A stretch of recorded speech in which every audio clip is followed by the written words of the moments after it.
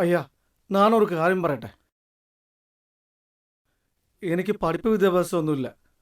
അയ്യ കുളന്തകളെ എങ്ങനെയാ സ്നേഹിക്കുന്നു അതുപോലെയാ അപ്പ നിങ്ങളെ സ്നേഹിക്കുന്നത്.